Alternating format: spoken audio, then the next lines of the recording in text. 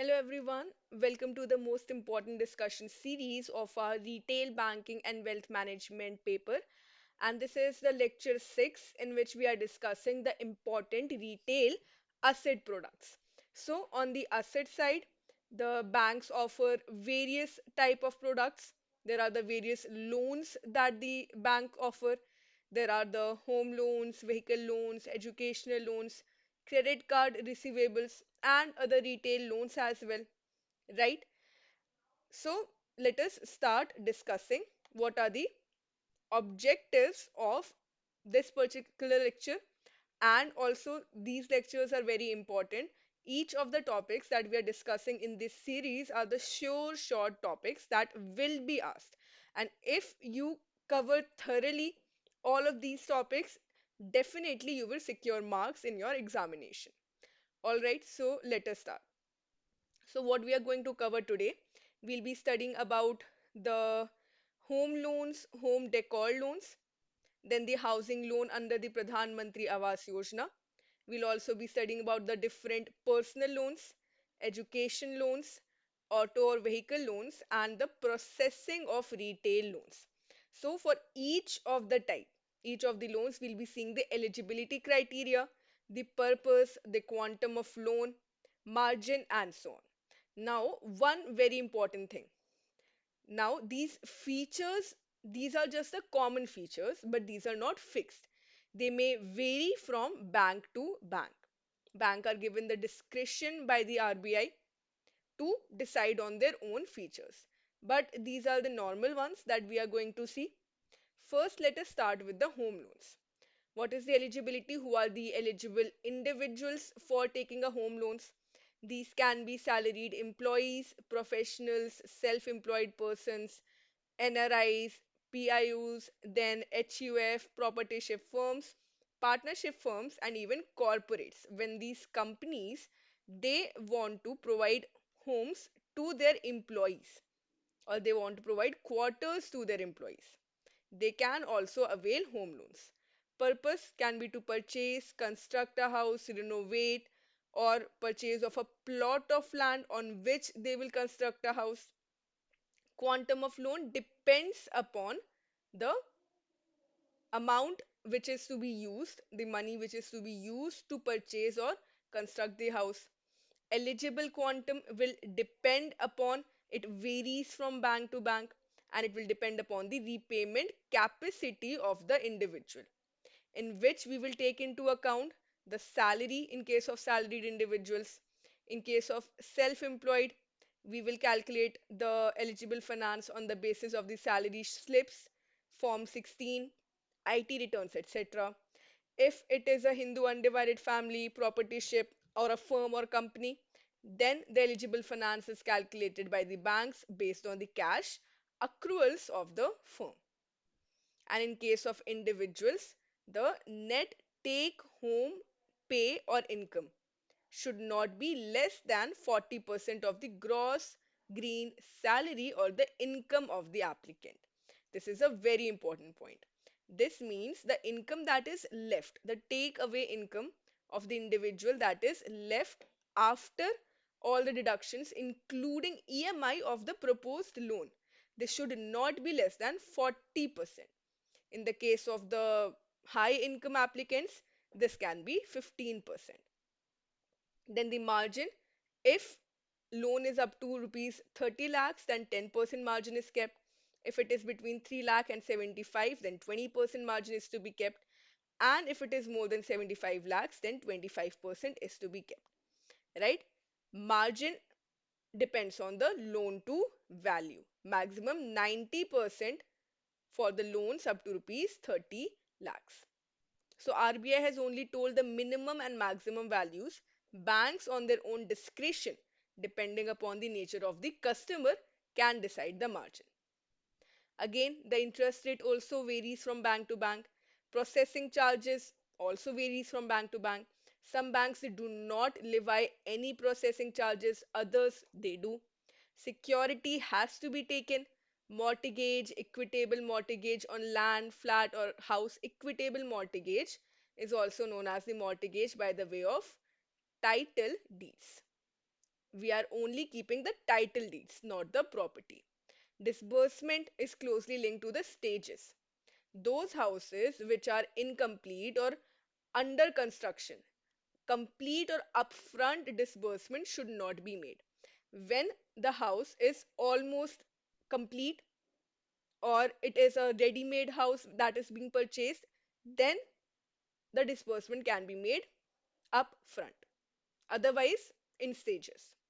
Repayment is highly flexible, maximum 30 years, including the moratorium period. Maximum moratorium period of 18 months can be given. Moratorium period is the holiday period in which no EMIs have to be paid. Special features, add on benefits like health and life insurance can be given to the borrowers. Other features are also there: interest on a daily reducing balance basis, no prepayment charges, repayment allowed up to the age of 70 years, and so on. Basically, the repayment period will be decided upon the income generation. And mostly banks they try to cover the whole repayment before the retirement. All right. Then we have the Pradhan Mantri Awas Yojana, which was launched when on 25th of June 2015. Objective to provide housing for all in the urban areas. Urban areas. Very important feature.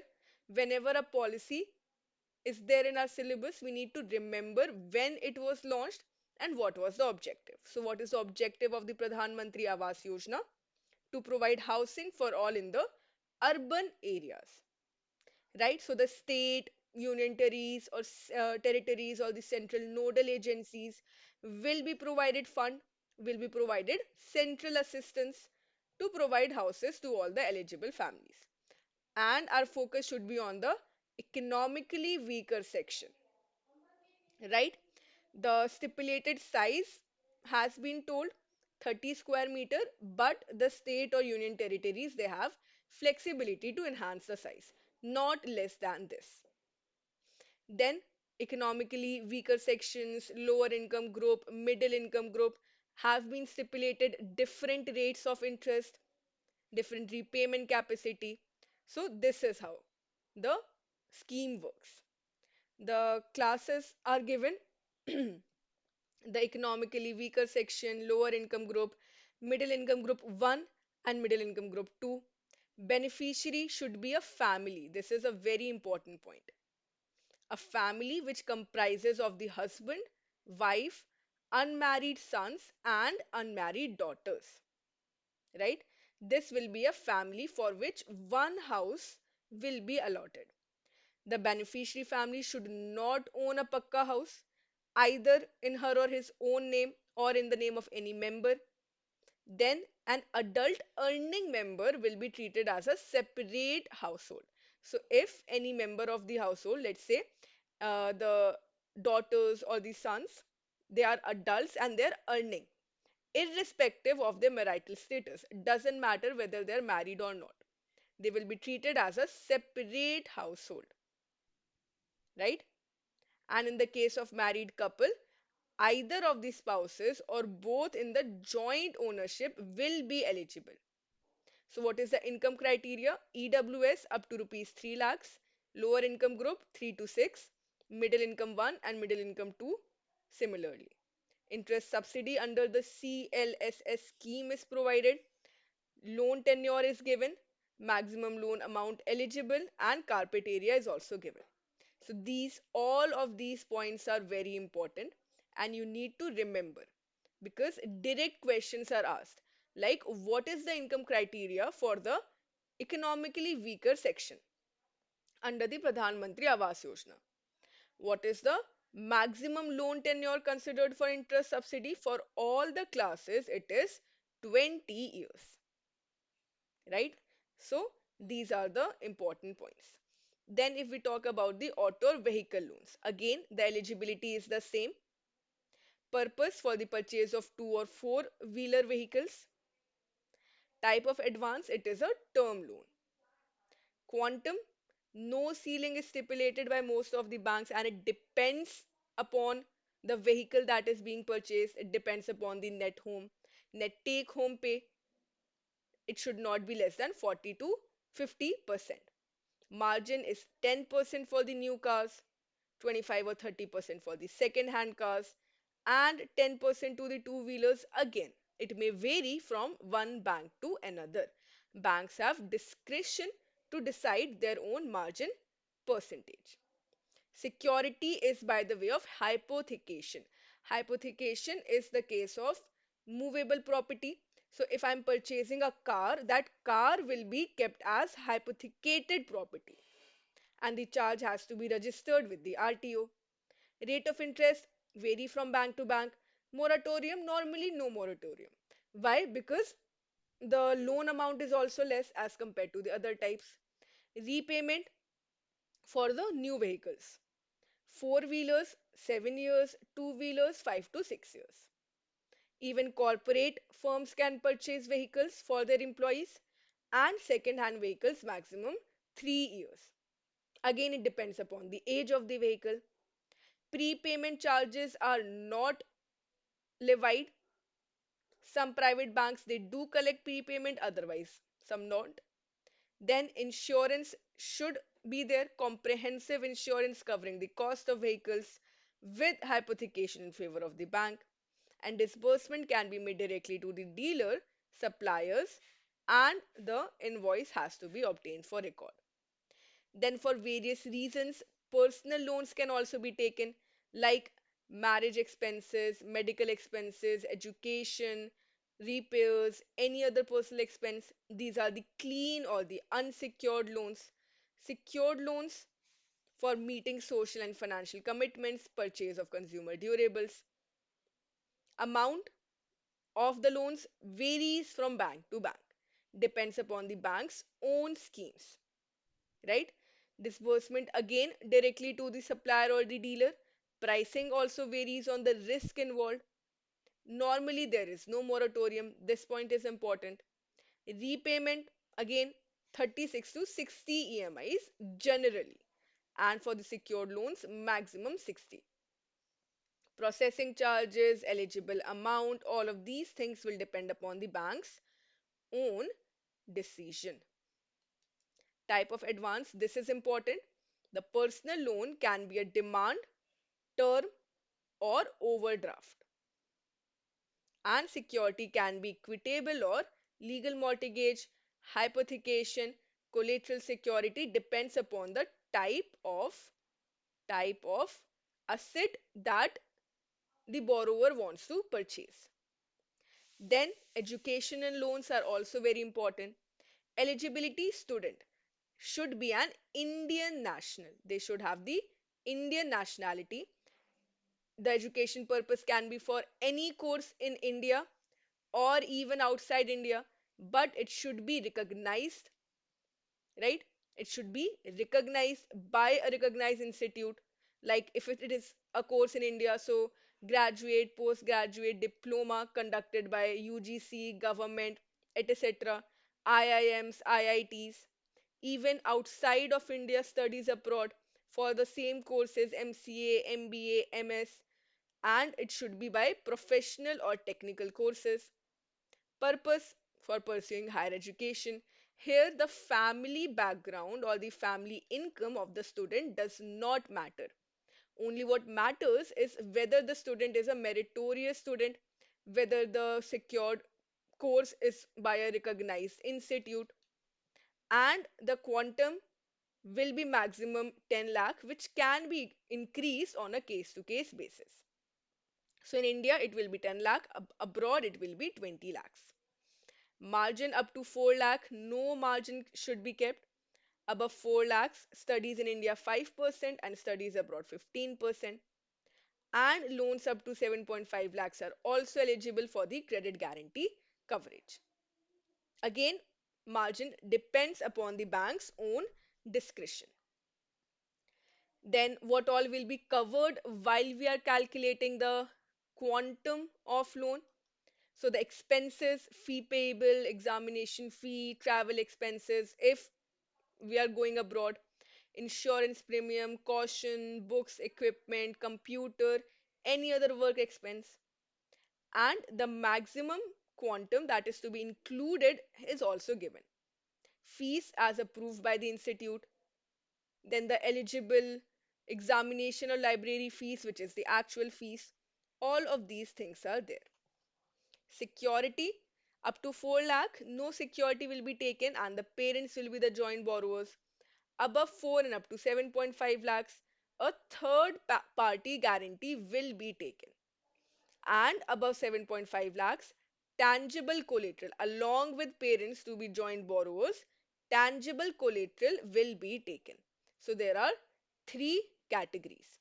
Up to 4 lakhs, no security is required, but parents are to be joint borrowers.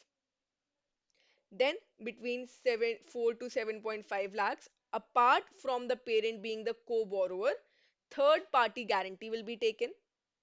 And above 7.5 lakhs, now we will also take a tangible collateral security. Then disbursement will be in stages. Prepayment will be levied. No prepayment penalty will be levied. Insurance is mandatory for the students who are availing educational loans. Processing fees, no processing or upfront fees. Rate of interest can be decided by the bank, which is linked to the MCLR and decided by individual banks. Repayment period is important. Repayment holiday or moratorium is the course period plus 1 year. Let's say the course period is of 5 years plus 1 year. After this, the payment will be started, right? EMIs or step up installments can be decided. Now we have the most important topic of this chapter. Other things are more or less theoretical that you can go through, that you can remember, and mostly it is on the decision or discretion of the banks. Now we have the processing of retail loans. Do the branches, they take over or they do all of the complete processing at the branch level? Or is there a central processing zone or hub for the processing of retail loans? So there are two types.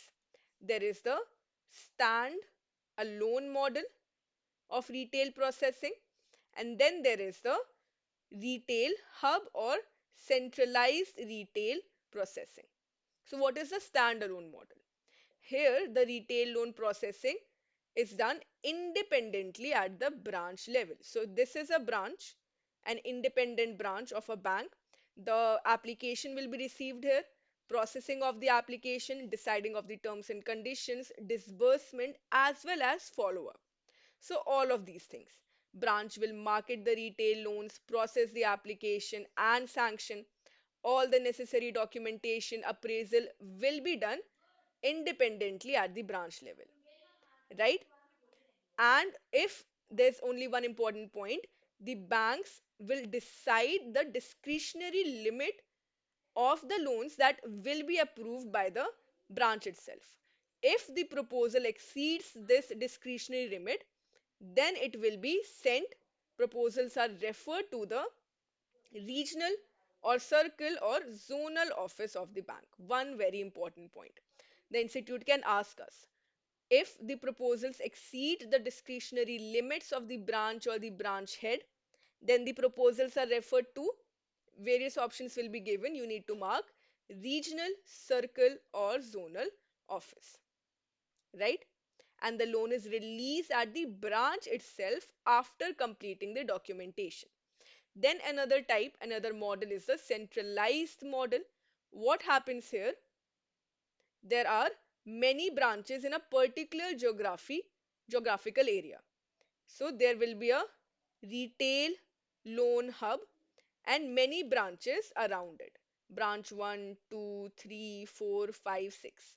What they will do, they will market the loans, they will receive the applications and forward it to this centralized place. And then rest of the process will be done here, right? So some banks, they set up exclusive retail branches through which they sanction all their loans. Other banks, they set up retail loan factories and do end-to-end processing at that branch. Some banks, they set up retail loan processing centers at metros, right? So this is a centralized model. So what is the process or workflow? The branches attached to the retail loan processing centers and the marketing personnel in these centers, they market various retail products to the target segments. They reach out to the target segments. And then the application and the required documents are forwarded to the retail loan processing centers, to the RLPCs. The applications are received by the branches, forwarded to the RLPCs. Then RLPCs will process the application, do the verification checks, arrive at the credit score, do the valuation, obtain the encumbrance certificate, obtain the legal opinion, and arrive at the quantum of finance. Then they will price the loan, advise the sanction, receive the acceptance, execution of documents, release and verification of the end use. So follow up and monitoring will also be done by the RLPC, right? So this is the difference between the standalone model and the centralized model for retail loans processing. Again, the model is not fixed. Some banks appraisal and up to sanction are taken by the RLPCs, and the post sanction facilities are done by the respective branches. In other banks, RLPCs they function as separate branches, they offer end to end solutions. So the branches will just have to source the business and forward the details. Rest of the job is done by the RLPC. So it depends. It depends upon the own bank's decision which functions will be performed by the branch and which functions will be performed by the RLPCs, right? And finally, we have the difference between the two models.